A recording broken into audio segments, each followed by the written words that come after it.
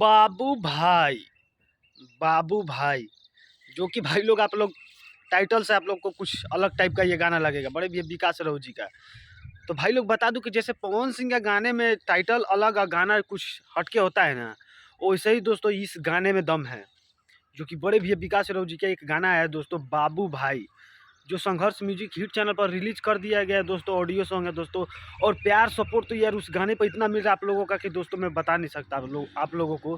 क्योंकि दोस्तों एक बात और है दोस्तों, जतिवाद सॉन्ग नहीं है। पहली बात तो है दोस्तों, उसमें जतिवादा गाना नहीं है, और गाना बहुत साफ सुथरा और एकदम मतलब दोस्तों रंगदार टाइप का गाना है दोस्तों। पहली बात तो है दोस्तों रंगदार टाइप का, और गाना बहुत खतरनाक है। बाबू भाई आप लोग समझ सकते हैं, जब टाइटल इतना ज़बरदस्त है तो गाने में क्या होगा ये आप लोग खुद इसका अंदाज़ा लगाइए दोस्तों। तो जो भाई लोग नहीं सुने हैं ना, तो जाइए दोस्तों, संघर्ष म्यूजिक हिट पर भाई लोग गर्दा मचा रहा है। आप लोग के प्यार और सपोर्ट से भाई लोग बहुत ज़्यादा गर्दा मचा रहा है वो गाना।